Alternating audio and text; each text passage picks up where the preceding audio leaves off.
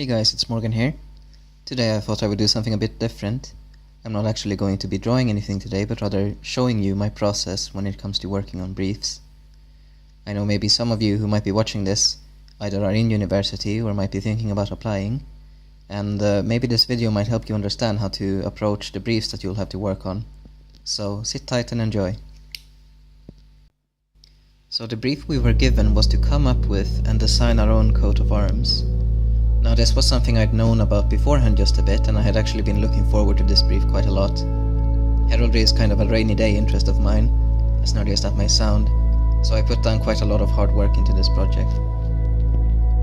Starting off, generally you want to research as much as you can about the subject you've been given. This is because you can actually gain a much better understanding about what you're working on, and maybe come up with some new ideas that might shape your work in ways you wouldn't have thought of otherwise. As an example, here's a few drawings I made basically the day after we had gotten the brief without having done any research at all. While there is a general idea there, it's obvious that it's not thought out very well. If you do what I do most of the time and procrastinate until the last minute, this is usually the sort of thing you end up presenting to class.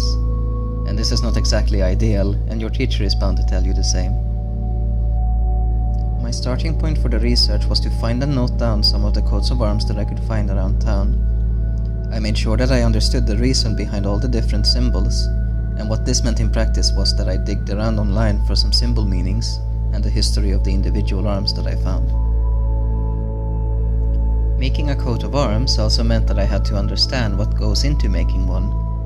I used a book about heraldry that I found in a second-hand store as a reference point, and jotted down some general shield and helmet shapes. I also replicated the United Kingdom's coat of arms in my sketchbook. Using the heraldry book again as reference, I noted down all the different elements that go into an achievement, like the shield, the crest, the supporters, and so on. Obviously, you don't always have to put this amount of research into a brief. Sometimes all you need to do is just have a general idea of what you want the end result to look like, and then make different versions of it until you are satisfied. It all depends on the brief itself, really.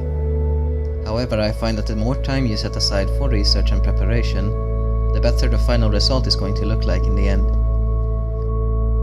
After researching the basics, I sat down and thought of what I wanted to include in the coat of arms.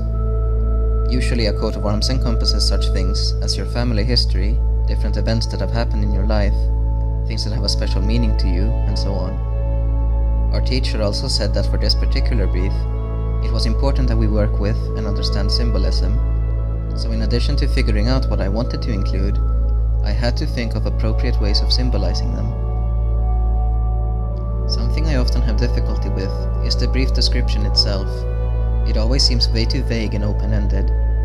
This used to frustrate me quite a bit back in my first year of university, when it felt like the teachers were way too vague in their instructions and way too harsh in their critique. The way I found to deal with this, though, is to focus on what's being said in the brief rather than what's being left out.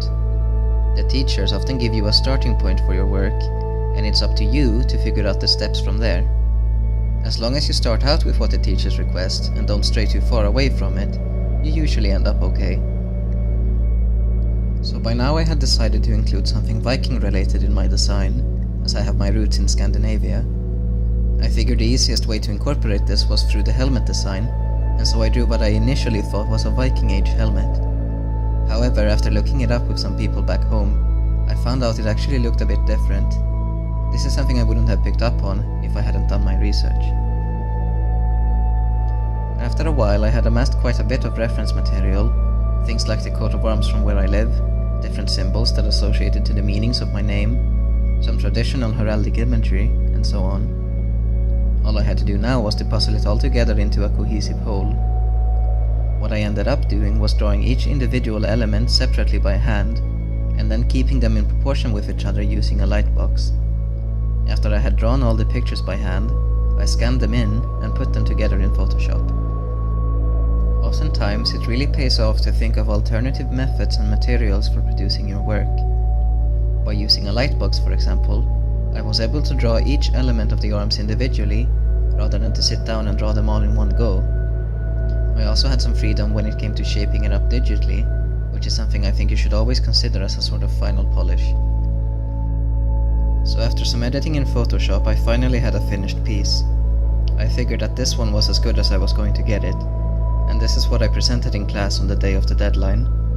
I made sure to get some individual feedback from my teacher, and he pointed out some stuff that still needed improvement. It's important to remember that when somebody is giving you critique, they are being critical about your work rather than yourself as a person. Some teachers are better at respecting this distinction than others, of course, but it really helps to try not to take things too personally. This takes some time to getting used to though, and it can be really tough in the beginning. Just try to listen to what's being said about your work and what the reasoning might be behind it. After considering what the teacher had pointed out about my work, I returned to the brief and made some small changes here and there. The final outcome did actually look a lot better than the first version, but I would never have thought of changing these things myself. So finally, to summarize it all up, try to prepare your work with some research. Think about what is being asked of you and how best to answer that. Try to think of alternative ways of working. Remember not to take critique personally, and most of all, try to have fun while you work. So that about wraps it up for this week. I hope you've enjoyed this style of video, even though it was a bit different, and I hope it helped you understand how to approach and think of a brief. We'll be back next week with another video, so see you then.